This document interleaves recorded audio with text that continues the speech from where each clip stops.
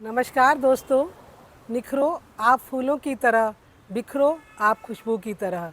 इसी के साथ मैं रुकुम अत्री आपके लिए एक बहुत सुंदर से और आकर्षक फूल के पौधे से परिचय कराऊंगी, जिसका नाम है एक्सोरा प्लांट। एक्सोरा प्लांट जो है वो 5 रंगों में मिलता है और सभी रंग बहुत एक से एक सुंदर होते हैं। जैसे गुलाबी है, मतलब पिंक, रेड, येलो, वाइट और ऑरेंज।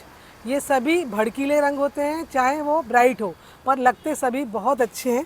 यदि हमारा गार्डन में बाहर है और बाहर यदि हमारा ये प्लांट लगा है तो कोई भी अतिथि आएगा तो सबसे पहले यदि निगाह गई उस पौधे के ऊपर तो वहाँ से उसकी निगाह हट नहीं सकती, क्योंकि ये पौधा ही इतना मनमोहक और आकर्षक होता है।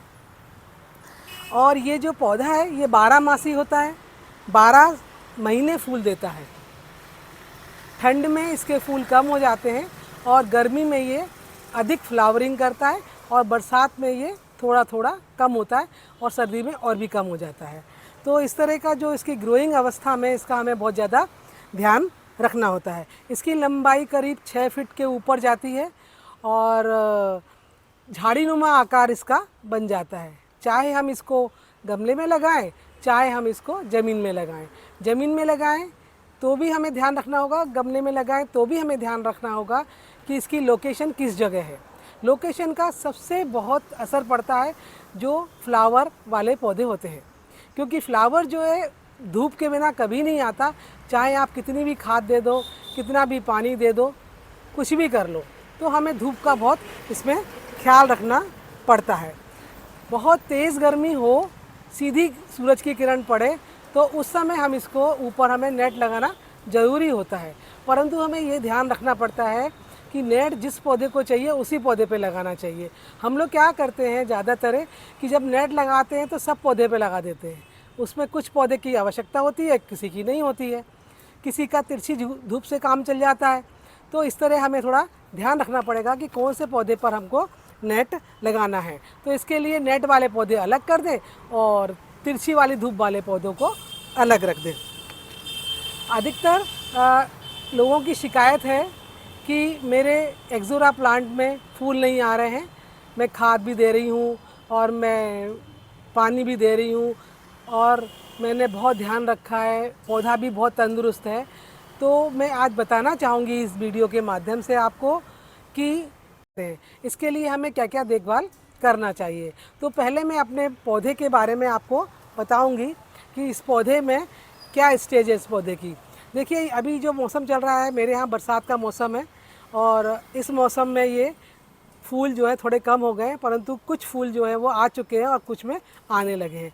तो इसकी पहली अवस्था मैं आपको बताती हूँ, ये है। ये देखिए, ये फर्स्ट अवस्था है जिसमें ये कलियाँ शुरू हो रही हैं।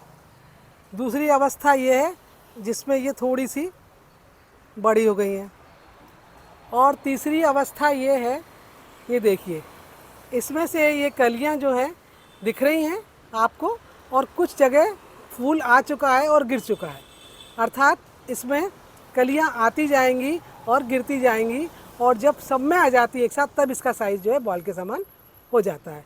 अब इसके बाद मैं आपको एक चीज़ और बताती हूँ कि जब पूरा फूल निकल जाए, ये इसमें से पूरा फूल निकल गया, ये देखिए, तब इसकी अवस्था क्या है। ये इस स्टेज में एक ये सूखा सा चीज़ दिख रही है, लकड़ी बन जाती है। हमें इसको 2 पत्ती मिला के काटना है। यहाँ से ये 2 पत्ती समेत हमें काट देना है। ऐसे हम जहाँ जहाँ फूल आ चुके हैं, इसमें आ चुका है, इस ब्रांच में भी आ चुका है, ये देखिए यहाँ पे आ चुका है और यहाँ पे भी आ चुका है, तो हम इसको यहाँ से 2 पत्ती समेत काट देंगे। क्यों टिप पर से?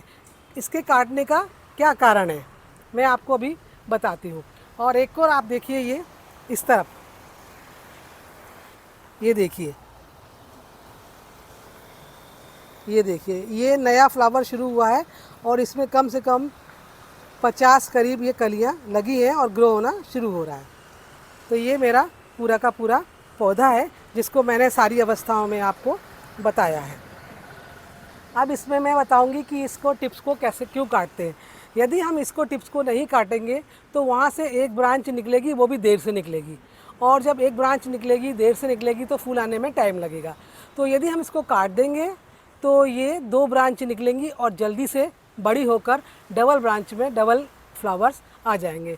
इस तरह जैसे कि 10 ब्रांच है मेरे प्लांट में, तो इससे 20 ब्रांच बनेंगी और 20 ब्रांच में अलग अलग फ्लावर्स आ जाएंगे। इस तरह फ्लावर्स की संख्या बढ़ाई जा सकती है कटिंग करके और उसकी छांट करके, ये ध्यान रहे। दूसरा, हम कैसे बढ़ा सकते हैं, इसमें हम खाद के ऊपर ध्यान दें, क्योंकि जब 12 माही आपको फ्लावर चाहिए और ये 12 मासी पौधा होता है, तो हमको 12 महीने ही फूल लेना चाहिए, तो इसको पोषक तत्वों की कमी हो जाती है। तो हमें पोषक तत्वों का ध्यान रखना चाहिए। जब हम शुरू में हम मिट्टी बनाते हैं इसकी, तो आपको पता है, मैंने अपने पुराने वीडियो में बताया है आपको, 50% गार्डन सॉइल, 25% सैंड और 25% गोबर की पकी हुई खाद। जब इसको मिला लेते हैं मिश्रण को और गमला बना लेते हैं, तब तो ये खाद चली जाती है। पर जब ये ग्रो हो जाता है, थोड़ा सा बड़ा हो जाए, तो हम इसके बाद इसको फिर से हर 15 दिन में गोबर की पकी हुई खाद 2 मुट्ठी डाल देंगे। जैसे ये वाला मेरा गमला है, ये गमला 8-10 इंच का है, 12 इंच तक के गमले में 2 मुट्ठी खाद काफ़ी होती है। तो हर 15 दिन में आपको डालना होगा, ये ध्यान रहे।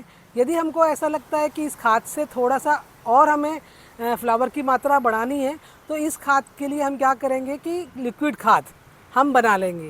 केले का छिलका 5-6 और 5-6 प्याज के छिलके, इन दोनों को मिलाकर 48 घंटे पानी में, 1 लीटर पानी में रख देंगे और 48 घंटों बाद छान के और उसको 100 ग्राम उसमें से निकाल के और 100 ग्राम में 1 लीटर पानी, फ्रेश पानी जो है, हम मिला लेंगे और मिला के हम उसको हर 15 दिन में डाल देंगे।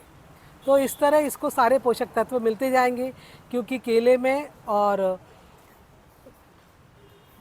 और ये जो गोबर की खाद है, गोबर की खाद में calcium, magnesium, phosphorus, micro nutrient सभी पदार्थ इसमें पाए जाते हैं।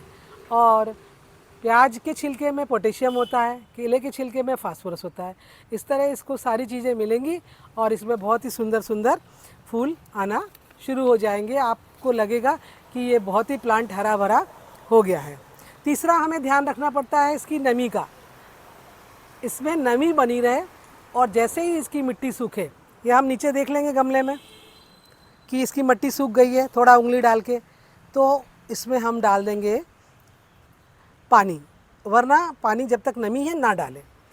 तो इस तरह हम इसकी पानी की व्यवस्था कर लेते हैं, खाद की व्यवस्था कर लेते हैं। अब हमें ये भी ध्यान रखना है कि जो गमला हमने लगाया था बनाते वक्त, उसकी निकासी कैसी है। उसमें निकासी के लिए एक होल होता है, वो होल प्रॉपर होना चाहिए और उसमें से एक्स्ट्रा पानी निकल जाना चाहिए, ताकि पानी गमले में ना रुके और अपना पेड़ जो है वो नहीं सूखे। तो इस तरह हम इसका ध्यान देंगे। इसमें धूप जो है वो 8 से 10 घंटे तक चाहिए पौधे को, ये ध्यान रहे। ये धूप में ही फ्लावर निकालेगा, वरना इसमें फ्लावर्स नहीं आएंगे।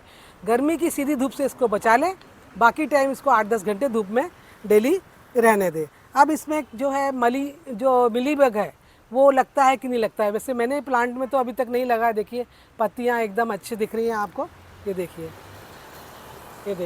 अभी ये नई पत्ती ग्रो हो रही है, बहुत ही सुंदर दिख रही है, देखिए। तो ये जो है मिलीबग मेरे प्लांट में नहीं लगा है। यदि आपके प्लांट में लग जाए तो आप लोग इसको, मैंने पिछले वीडियो में आपको बताया था कि इनको क्या करना चाहिए।